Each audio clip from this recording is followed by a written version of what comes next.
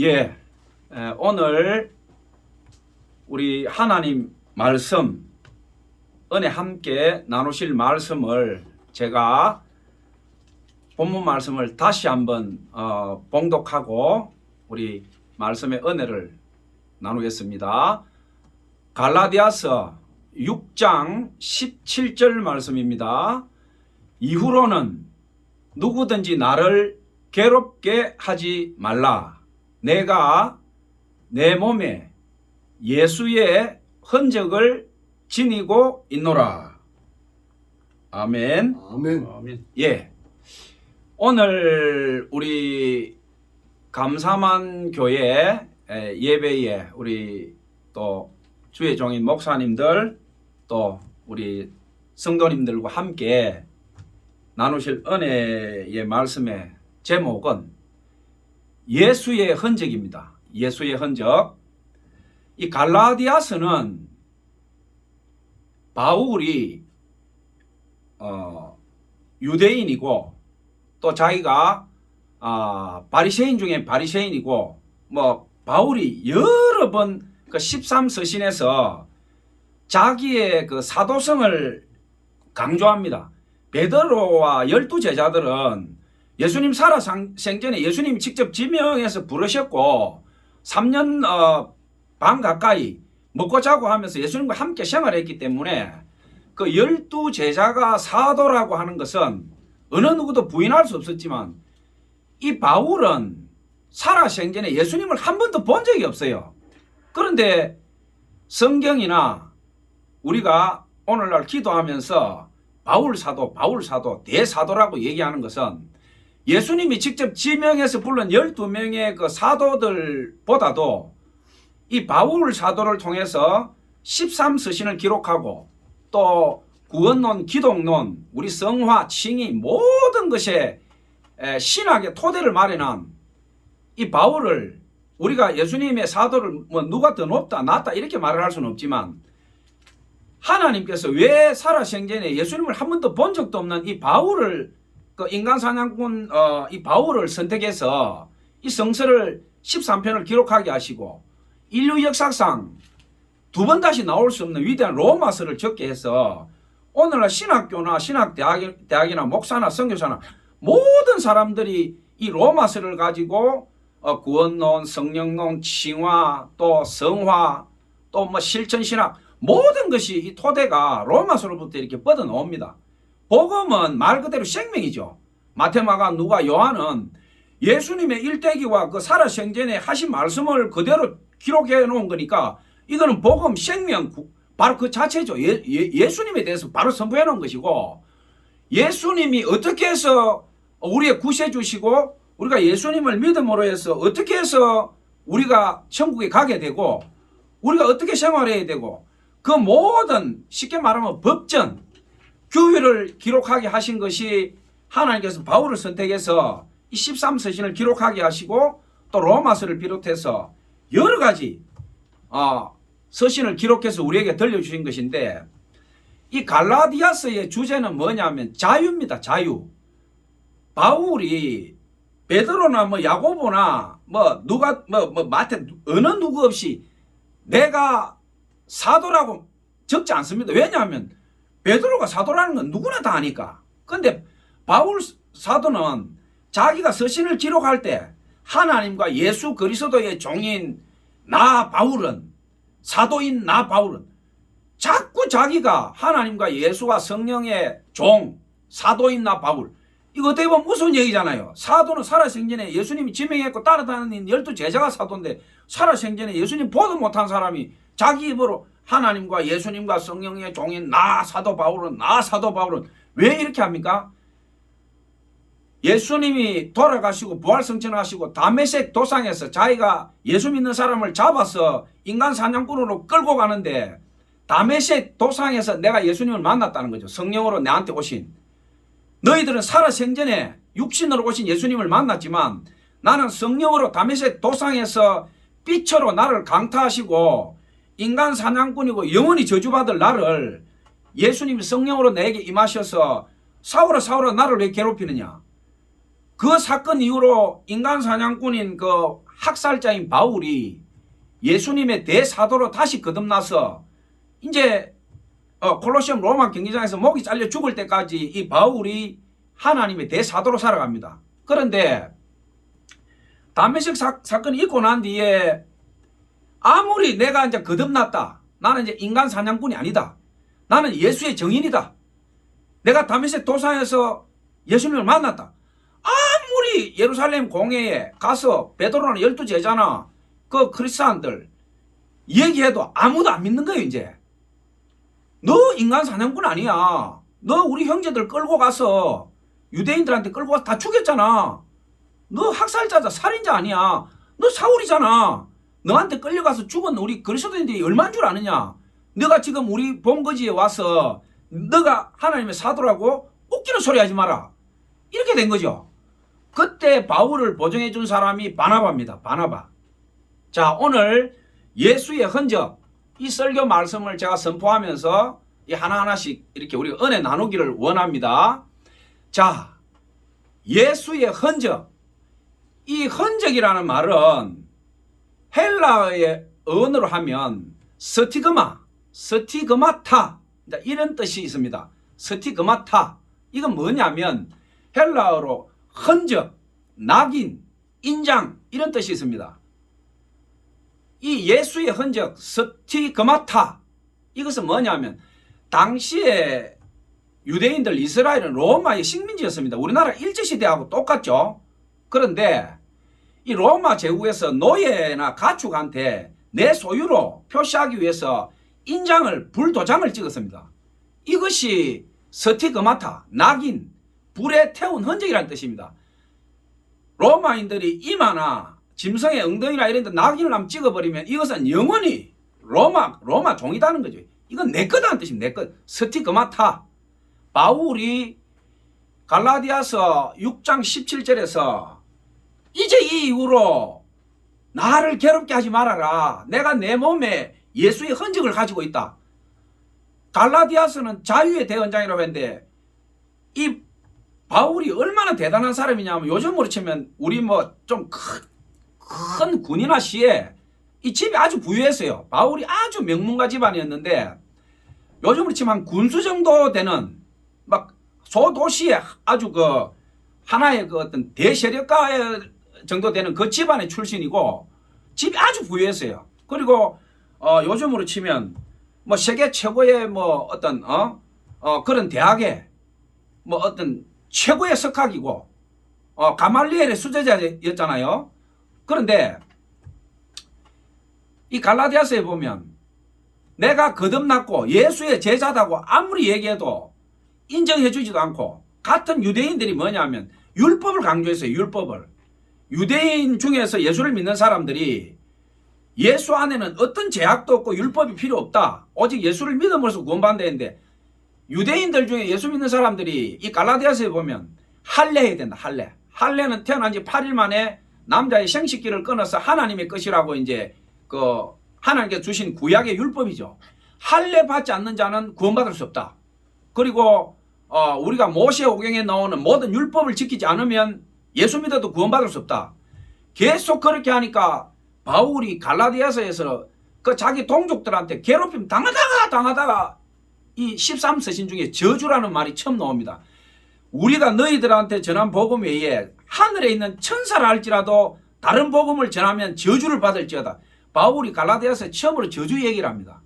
어떤 곳에서도 바울이 저주 얘기하지 않아요.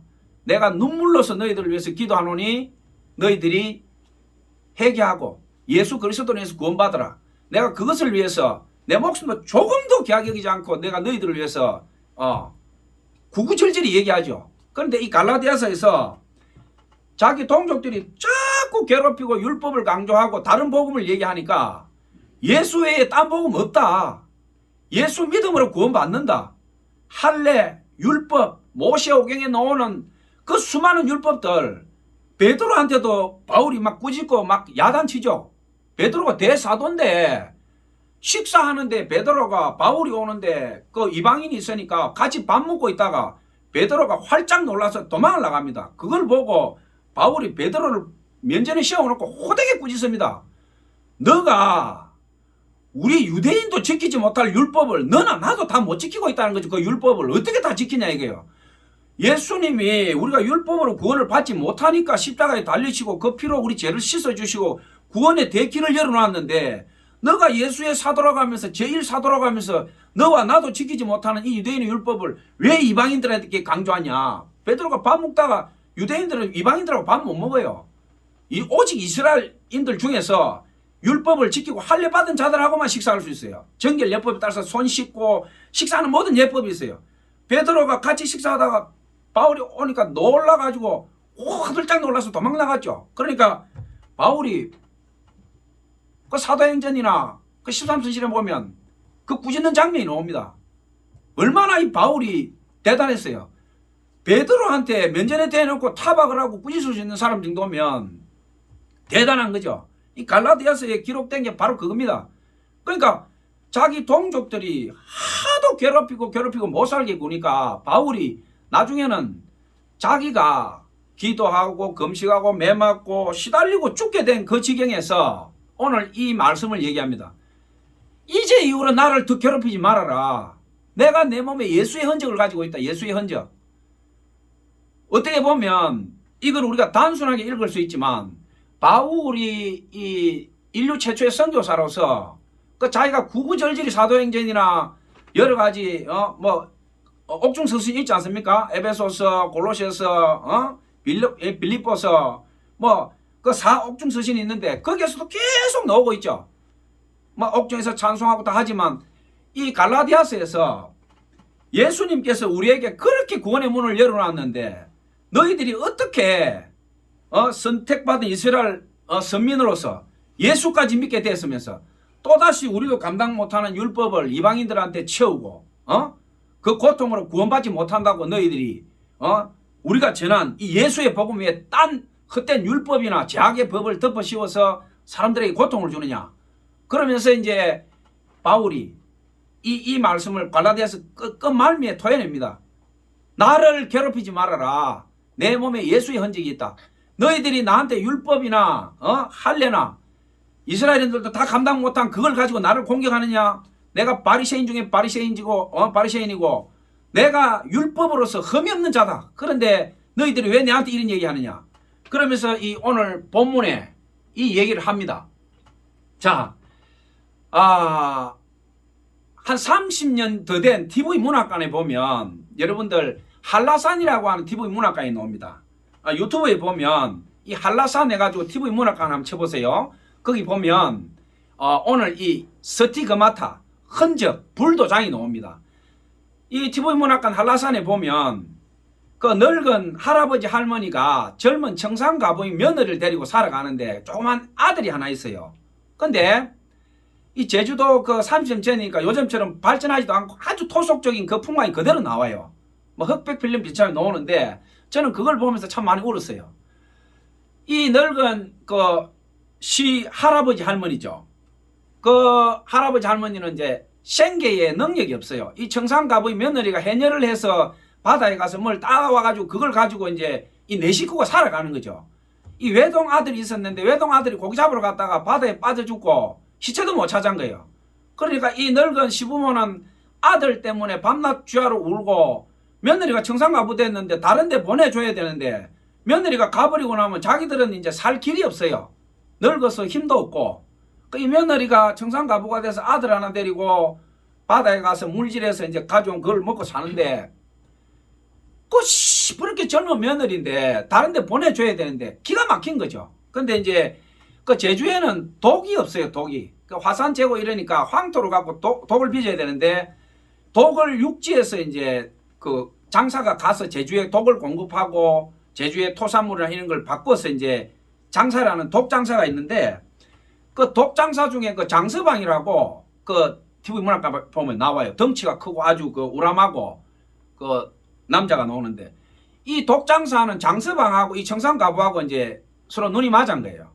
그러니까 동네에서도 알고 시부모도 이제 알아서 봄이 되면 이제 며느리를 보내주려고 그 집에서 유일한 재산이에요. 그 암소 이름이 태백산인데 태백산이라고 하는 그 암소 한 마리를 키우고 있는데 시부모가 이제 유일한 그 재산인 태백산이 암소를 이제 팔아가지고 봄 되면 저 며느리 혼례를 치러주고 저 조그만 손주는 따라가면 짐이 되니까 장서방하고 며느리하고 짝지어지고 저 손주는 우리가 이제 키우면서 살겠다. 이제 이런 이제 결심을 하고 있는데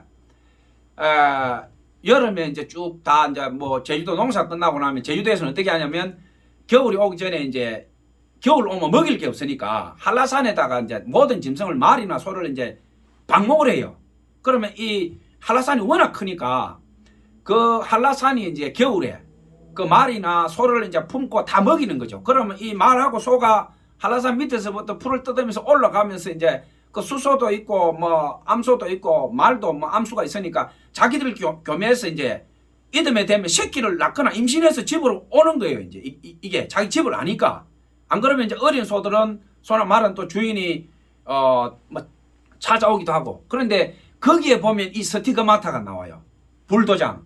각 집에서 그 자기 집에 있는 그 쇠꼬챙이에 둥그렇게 해서 이제 자기 집안에 고유한 문양을 새겨가 그 불로 달구어서 이제 짐승을 한라산 밑에 방목하기 전에 마을에서 쭉 끌고 나와서 이제 불에 달군 그 쇠꼬챙이로 찢는 거예요. 이 스티그마타. 흔적이죠. 그래 찢어서 보내는데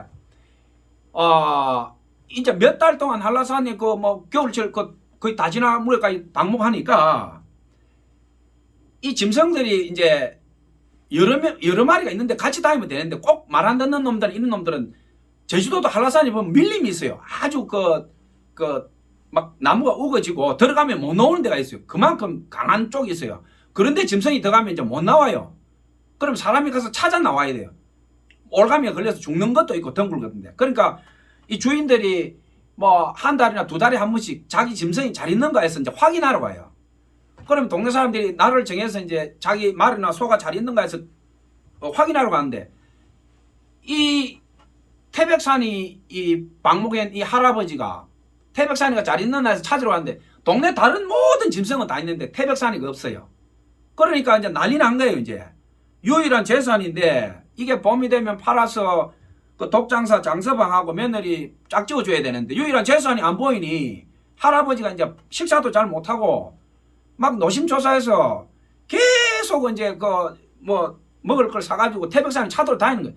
아무리 찾아도 이제 못 찾는 거예요. 그러니까 집에 와서 이제 할아버지 할머니가 막 걱정을 해가지고 며느리를 짝지어 보내야 되는데 이 뭐 태백산이가 없어졌으니 이제 큰일 난 거예요. 이제 그런데 다 포기하고 할아버지 할머니가 이제 낙심해 있는데 이 장서방 이 며느리가 이제 어떻게 하냐면 자기가 시집을 개가를 해버리면 할아버지 할머니하고 살 길이 막막하니까 자기가 마음을 이제 고쳐 먹는 거예요. 그 시어머니한테 우리 루키처럼 어머니 저 다른 데 안 가요. 장서방 안 따라갈래요. 뭐 장서방 따라가면 어머니 아버지도 그렇고 자기 이제 아들도 떼놓고 가야 되니까 저 그냥 어머니 아버지하고 살래요. 이러니까 이제 그 시어머니가 울면서 진작 그렇게 얘기하지. 이미 온 동네 소문이 났고 장서방도 니 때문에 매일 술을 먹고 집 앞에 와가 저렇게 쓰러져 있는데 이 일을 어쩌면 좋느냐.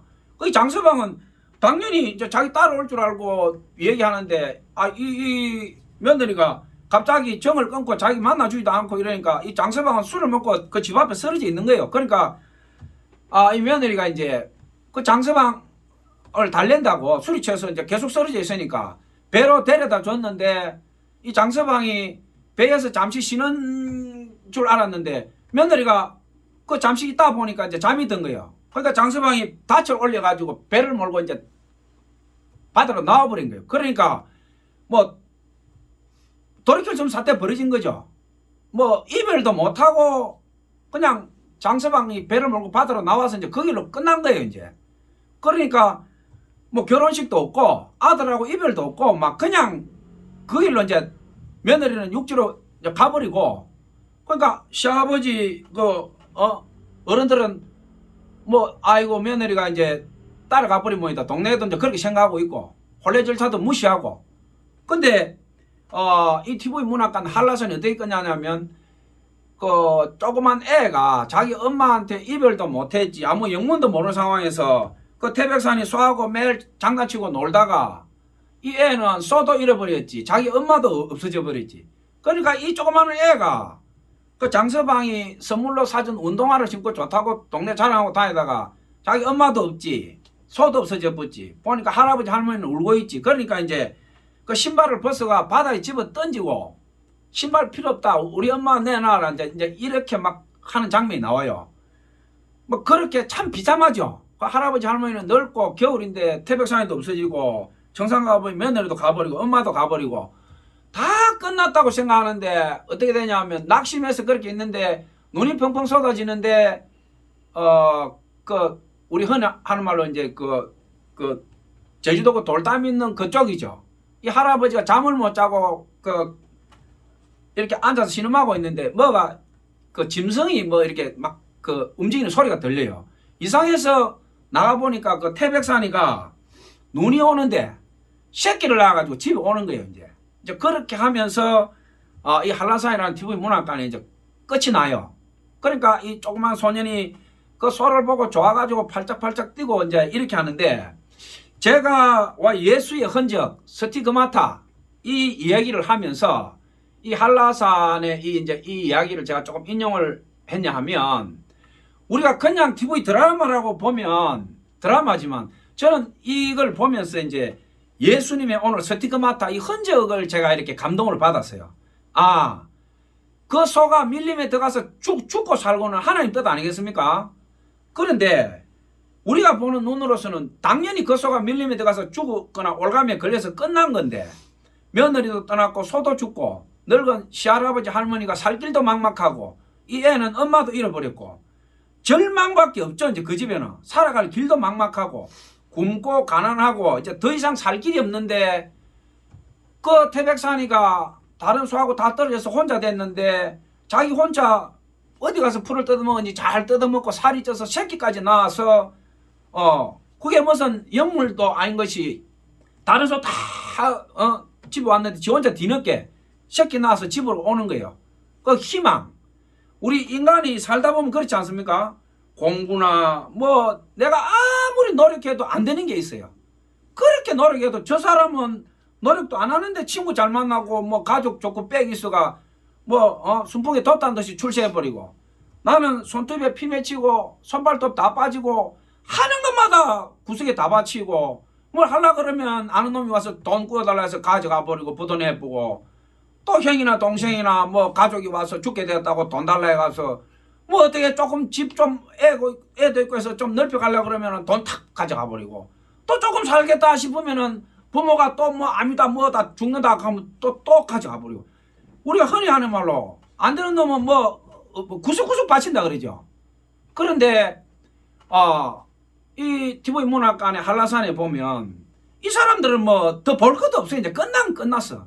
그런데 먹이시고 입히시고 엄밀한 가운데 보시는 하나님께서 그 미물이지만 그 짐승을 죽이지 않고 보살펴서 그렇게 새끼까지 낳게 해서 보내고 그 애가 엄마도 잃고 소도 잃고 낭망해가지고 그냥 널브러져 있는데 그 집에 그 소를 가게 하신 하나님 그리고 그 살 길이 막막한 그 늙은 할아버지 할머니가 그 새끼까지 나왔으니 이제 뭐 사는 거는 끄떡없죠. 이제 재산이 2배로 늘어났으니까. 그리고 그 청산가부도 그렇게 젊어서 자기가 평생을 과부로 죽는다고 하면 생각해보니 끔찍하잖아요. 그런데 그 장서방이 술이 취해서 널브러져 있으니까 또 하나님께서 그 데려다 주게 하면서 밤에 또 그렇게 떠나게 정상적인 상태에서는 못 떠나죠. 그 며느리 어떻게 가겠어요. 늙은 시몬을 두고. 그러니까 우리가 보면 사람은 다 실수하고 잘못하고 우리가 가는 길은 뭐 다 제약이고 자기 욕심 아니겠어요? 근데 엄밀하게 보시는 하나님께서 은혜와 사랑과 보살피시는 그 은혜로 저는 그 이끌어가는 걸 그 드라마를 보면서 느꼈어요. 세상 사람들은 그냥 막 웃고 막 잘 됐다 뭐 이렇게 할 수 있지만 저는 그렇게 보지 않아요. 엄밀하게 보시는 하나님께서 먹이시고 입히시고 불신자든 믿는 자든 하나님께서 성경에 보면 나오지 않습니까? 하나님께서는 악인이나 선인에게 똑같이 은혜와 긍휼을 베푸신다. 악한 자, 무당이나 점쟁이나 모든 자에게도 햇볕과 바람과 공기와 물과 대자연의 은혜를 하나님께서 공평하게 주시죠.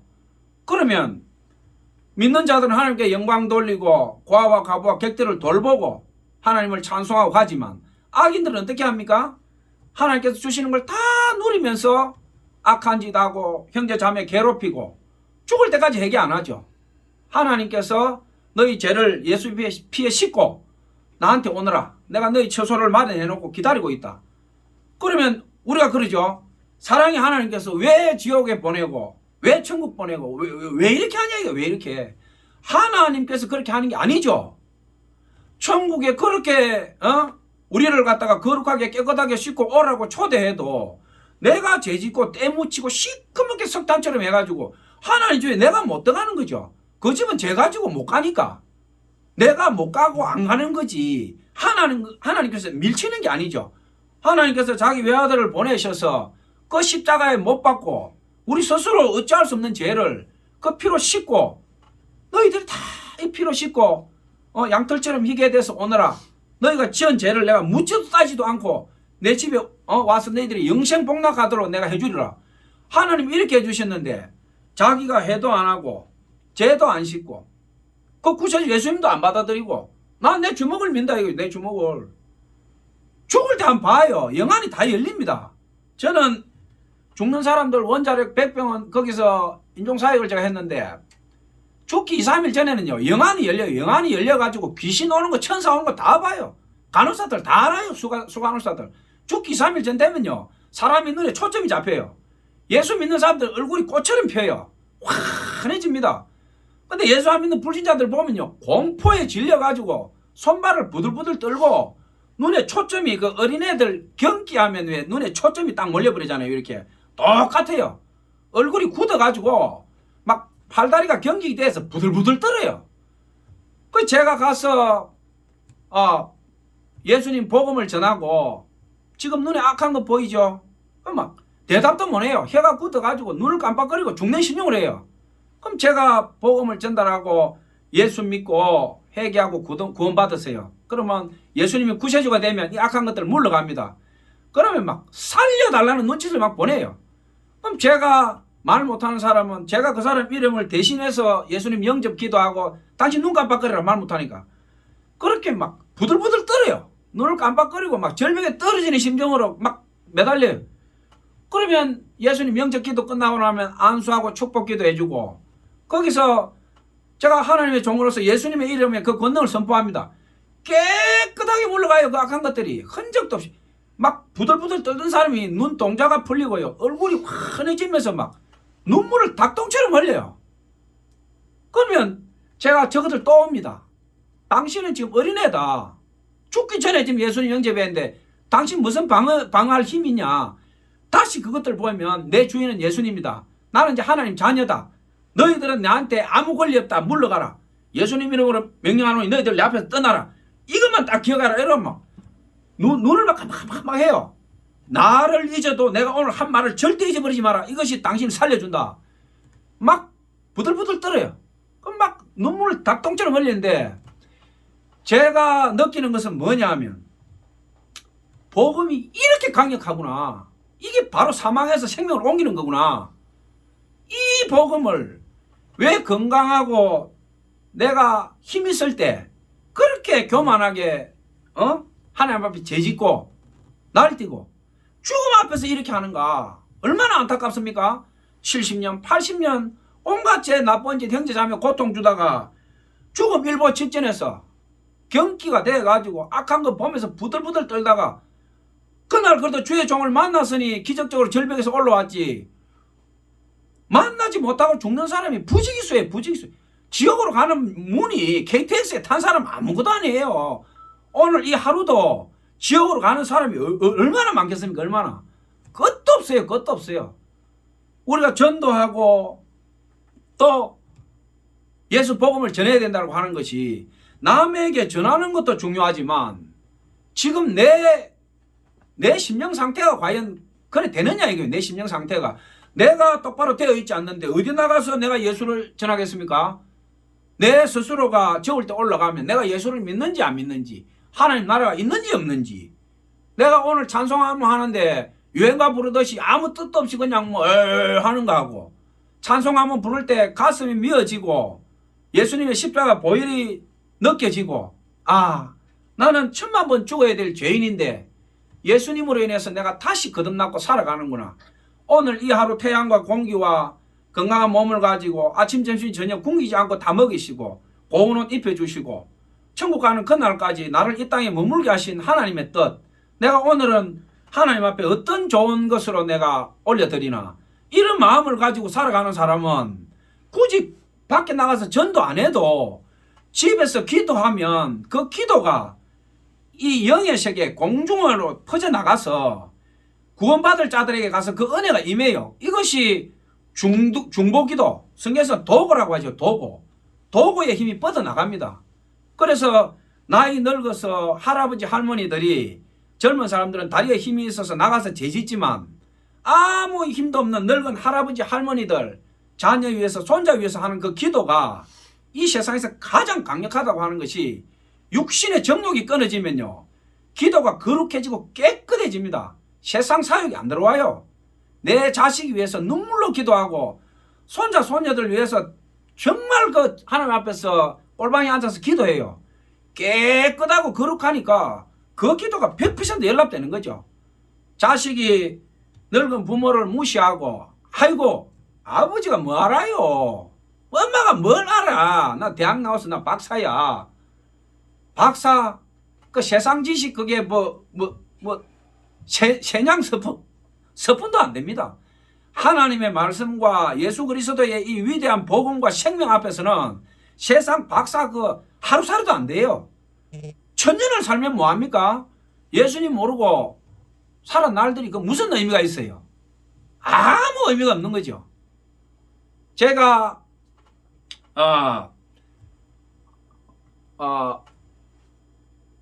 뭐 병원 이야기가 나왔으니 제가 그 얘기를 하나 더 이렇게 은혜 나누도록 하겠습니다. 바울이 이제 이 이후로 누구든지 나를 괴롭게 하지 말라, 내 몸에 예수의 흔적을 가지고 있다. 이 바울이 예수님의 흔적을 가지고 있다라고 한 것이 고린도후서 11장 23절에서 27절에 보면 구구절절이 나옵니다. 여기 보면 우리가 천천히 한번 음미해 봅시다. 내가 수고를 넘치도록 하고, 누가 자기 수고했다라고 합니까? 그 교만하잖아요. 자기 자랑하는 것 같지만 바울이 이거를 토해냈을 때는 오늘 본문 말씀하고도 같아요. 제발 나 좀 괴롭히지 말아라, 내 몸에 예수의 흔적이 있다.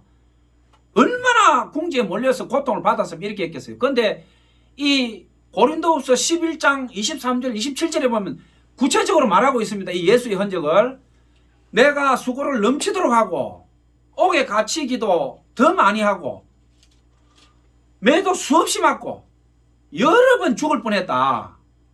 그리고 유대인들에게 40에 하나 감한매를 5번 맞아. 5번. 그리고 3번 태장으로 맞고 1번은 돌로 맞았다. 3번을 배에서 파산하는데 1주야를 흑암의 깊은 바다에서 내가 지냈다. 여러 번의 여행 방랑길에서 강의 위험, 강도의 위험, 그리고 내 유대민족들 동족의 위험, 그리고 이방인들, 그리고 시내의 위험, 도시, 그 환락의 어떤 도시의 그 죄가 있지 않습니까? 도시의 위험과 바다 위험, 거짓 형제, 오늘 본문 나오지 않아요? 유대인들 거짓 형제들의 위험을 당하고, 또 수고하고 애쓰며 자지도 못하고, 또 목마르고 줄이고 여러 번 굶고 춥고 헐벗었다. 바울이 얘기하잖아요. 사도행전에 보면 바울이 당한 그 일들이 그대로 나옵니다. 옥중서신 다 나오죠. 에베소서, 빌립보서, 골로새서, 빌레몬서 다 나오지 않습니까? 그러니까 여기 보면 40에 하나 감한매는 우리가 조금 살펴볼 것이, 우리 뭐 조선시대나 우리 역사에도 보면 곤장 치는 거 있잖아요. 곤장 치면은 옆에 사람이 이 숫자를 셉니다. 하나, 둘, 셋. 여기에 40에 하나 감한매라는 것은 무슨 뜻이냐 하면, 유대인들은 40대 이상 치면은 벌을 받게 돼 있어요. 신명기에 보면 나옵니다. 모세오경에. 근데 40에 하나 감한매라는 것은 뭐냐면, 때리다 보면 사람이 무의식 중에 한 대 더 때려볼 수 있다는 거예요. 그럼 39 하고 말아야 되는데 40대까지 치고 자기도 모르게 한 대 더 때려버리면 이 큰일 나는 거예요. 이제 이게 율법을 어기는 거예요. 율법을. 40에 하나 감한매를 5번만 바울이 5번. 근데 미시나라든지 탈무드나 구약성서 유대인들의 성전이라고 할 수 있는 그 3대 서신 서신 기록서 구약성서 미시나 탈무드에게 보면 40에 하나 감한매지만 실제로 유대인들은 20대 이상 안 때려요. 절반만 치는 거예요. 절반만. 40대까지 쳐도 되지만 우리 동포에게 40대까지 친다는 것은 이 말이 안 된다. 딱 절반만 20대만 친다. 근데 바울은 오늘 어떻게 얘기합니까? 40에 하나 감한매 39대까지 내가 5번 많이 5번. 그러니까 이거는 뭡니까? 확인사살을 5번 했다는 거죠. 너 죽어라 죽어라. 바울이 오늘 얘기하는 것은 내가 이렇게 고난받았다는 거예요. 이렇게 고난받았고 내가 살아있는 게 기적이다. 내가 왜 이렇게 했느냐? 예수의 흔적이다. 스티그마타. 내가 이렇게 살아있고 너희들한테 이렇게 얘기하는 것은 내 몸에 예수의 흔적이 있다. 그래서 나 괴롭히지 말아라. 나 괴롭히지 말고 내가 너희들에게 전한 복음, 말, 내가 너희들에게 예수를 전한 것을 기억해라. 기억해라. 흔적, 스티그마타 꼭 기억해라. 꼭 기억해라. 내가 살아서 삼층천에 천국과 지옥을 다 보고 왔지만 내가 죽어서 예수님한테 가는 게 좋지만 내가 여기 육체 가운데 살아있는 거는 내가 하루를 더 살아도 너희들한테 유익하니까 내가 억지로 사는 것이다. 이제 이 이후로 나를 괴롭히지 말아라. 내 몸에 예수의 흔적이 있다. 낙인이 있다. 내 심령에 예수의 흔적 스티그마타가 있다. 그러니 나를 괴롭히지 말고 내가 너희들에게 전한 복음 이 예수를 기억해라. 예수를 기억해라. 계속 얘기하고 있죠. 그러니까 우리가 오늘날 그리스도인으로 살아가지만 내 안에 스티그마타 예수의 흔적이 있는가? 나는 오늘 여러분들이 함께 오늘 말씀에 은혜를 나눴지만 이것을 우리가 심령에 붙잡고 한번 내가 예수님 앞에 기도해야 된다고 생각합니다. 평생을 예수 30년 40년 믿었는데 내가 예수님을 위해서 한 게 뭐 있는가? 자기가 우리가 이 재단에 딱 골방에 앉던 재단에 앉아서 내가 예수님 위해서 한 게 뭐 있는가? 딱 한번 올라가서 꿀에 앉아보면요. 내 안에서 바울처럼 이런 고백이 나와야 됩니다. 내가 예수 믿고 그래 죽어가는 한 형제를 살렸지. 그래 내가 지옥 문 앞에서 어떤 사람 전도해서 그 사람 영혼을 구원했지. 그래 내가 어떤 과부가 죽게 된 것을 내 재산을 털어서 그 과부의 자식을 공부시켜주고 그 과부가 굶고 있는데 살 갖다 줬고 내 뒷집에 어떤 젊은 세대기 옷도 없어서 신랑 감옥에 잡혀가고 엉망이 돼 있는데 내가 내 집에 있는 제일 좋은 옷 갖다 주고 양식 갖다 팔아주고 김치 갖다 주고 내가 그렇게 했지. 예수님 앞에서 내가 이 예수의 흔적이 있어야 됩니다. 우리 그리스도인들은 스티그마타 예수님께서 내 심령에 찍어준 이 낙인이 있어야 돼. 낙인 바울처럼 나 좀 괴롭히지 말아라. 내 안에 예수의 흔적이 있다. 인장이 있다. 인장. 예수님께서 넌 내 것이라고 한 이 인장이 있다. 스티그마타 예수의 흔적. 저는 이게 없는 사람은 그리스도인으로서 심각하게 회개하고 자기 자신을 다시 예수님 앞에 바로 세워야 된다고 생각합니다. 쓰러져가는 교회를 위해서 내가 뭘 했던가? 굶고 있는 목사를 위해서 내가 뭐 했던가? 선교사가 돈이 떨어져가지고 잠도 못 자고 다리 밑에 자고 찜질방을 전전하고 가방을 울러매고 이 교회 저기 가서 쫓겨나가고 그렇게 거지처럼 돌아다닐 때 그 선교사를 위해서 내가 뭐 한 게 있는가? 우리가 큰 교회 뭐 예배 9부 10부 제가 선교하다 들어와서요 밥은 안 줘도 되니까 하룻밤 잠만 좀 재워주십시오. TV 다 나와요. 지금 CTS, CBS 보면 제가요 상처를 얼마나 받는지 담당 장로가요 전화 탁 끊어버려요. 찾아가면요 우리 교단 우리 교회 파송 선교사만 받아요. 얼마나 매정하게 거절하고 쫓아내는지 제가요 정말 속에서 열불이 올라오는 거예요. 열불이 텅텅 비어있어요. 선교관이 전화하면요 장로님들이 얼마나 매정하게 잘라버리는지 제가 몇 번을 거절을 당하고 쫓겨나오면서 제가 기도했어요. 주님 저 거지 아닙니다. 저 하루 막일하면요 일당 7만원 8만원 줍니다. 무릎팍 깨지고 손톱 다 까지고 다치면 치료도 제대로 못 받지만 내 벌어서 먹을게요. 두 번 다시 내 주님 종으로서 내가 가서 거의처럼 내 하룻밤 재워달라고 얘기하지 않겠습니다. 명절 되니까요 찜질방도 문 닫아버려요. 가방 울름이고 이거리 저거리. 자 주님한테 주님 저한테 왜 이러십니까? 제가 저를 위해서 뭐 먹을 거 입을 거 달라 했습니까? 주님 제가 벌어가지고 이 세상 제가 제일 가난한데 주님이 선교하라 하시고 복음 전도하라 해서 내 나가서 하고 그래도 우리나라 들어왔으면 하룻밤 잘 때 있고 먹을 거 걱정 안 해도 되잖아요. 주님 저한테 왜 이러십니까? 주님 말 안 해요. 제가 십수년이 흐르고 한 20년 가까이 흐른 지금에 돌아다 보니까 그 주님의 깊은 뜻이 있었어요. 너 하나인 줄 아느냐? 너보다 더 고통받는 선교사 수도 없다. 너 이제 알겠느냐? 그게 지금 이 땅의 교회고 이 땅이 우리의 모습이다.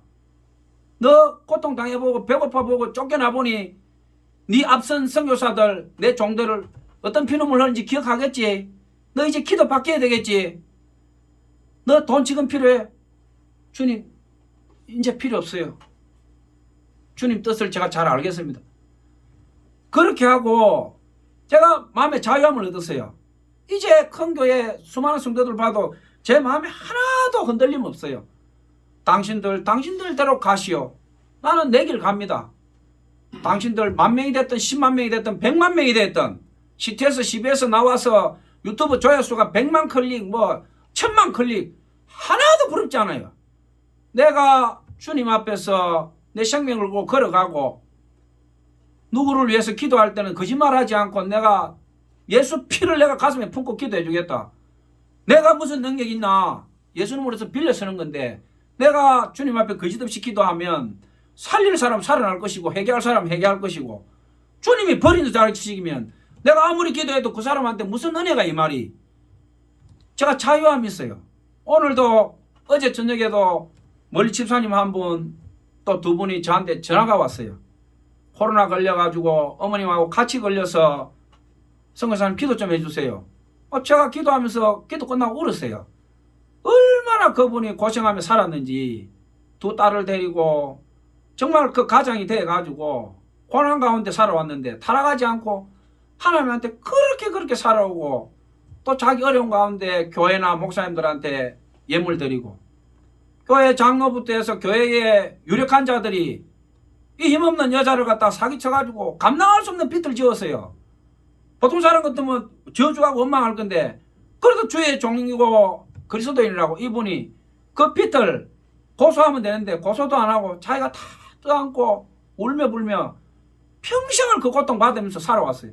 제가 그걸 아니까 그분을 아니까 기도하는데 눈물이 나요. 끝나고 나서도 하나님 앞에 울었어요. 하나님 제가 선교사고 목사지만 저런 사람 볼 때마다 내가 가슴이 쪼여서 내가 견딜 수가 없습니다. 하나님 저 집사람 좀 축복해 주세요. 제가 기도하면 알아요. 그분이 제가 자기를 기도하는 걸. 선교사님 기도하는데 마음이 편해요. 주님께서 은혜 주셔서 제가 마음이 너무 편합니다. 또 한 사람은 가위가 눌려가지고요. 마음이 너무 여리니까 이 사람이 사회생활을 못해요. 너무 착하니까 사회생활 하면요. 주위에서 우겨삼하고 막 공격하니까 이 집사님도 매일 저한테 전화 와가지고 가위 눌렸죠. 성사님 기도 좀 해주세요. 막 가슴이 펄럭거리고 여기 들어보면요. 아무 죄도 없고 옆에서 잘못해가지고 이 사람한테 덮어 씌운 거예요. 이 사람이 바른 말하면 되는데 형제를 허물을 덮어주라니까 이 사람 말도 모르고 다 당하는 거예요. 이제 실컷 당하고 막 간이 펄럭거리고 막 우겨삼 당해서 견디지 못하면 저한테만 울면 전화가 와요. 그럼 제가 또 방언으로 기도해주고 축사해주고 뭐 사람이 놀래고 하면요 악한 게 들어와요. 불안하고 막 그 마귀가 역사해요. 그럼 제가 축사해주고 위로해주고 또 예수님 마음으로 이렇게 안아주면 금방 풀어져요. 아유 성교사님 감사합니다. 이제 숨 좀 쉬겠어요. 제가 주님한테 그렇게 기도합니다. 주님 저 부를 때 저한테 어떤 일을 시킨다고 그렇게 저한테 약속했는데 제 지금 거지 됐습니다. 주님 초라하고 형편없는데 주님 그래도 저 쓸 거 있으면 주님 좀 써주십시오. 어저께 그 두 사람 기도해주고 집에서 이제 오늘 예배가 있어 설교 준비하면서 기도하는데 그렇게 감사한 마음이 드는 거예요. 아, 나한테 스티그마타가 있나? 나한테 예수님의 흔적이 있나? 나는 주님 앞에 무릎 꿇었을 때 바울처럼 나 좀 괴롭히지 말아라. 나한테 예수의 흔적이 있다. 낙인이 있다. 불도장이 있다. 나 이래 할 수 있을까?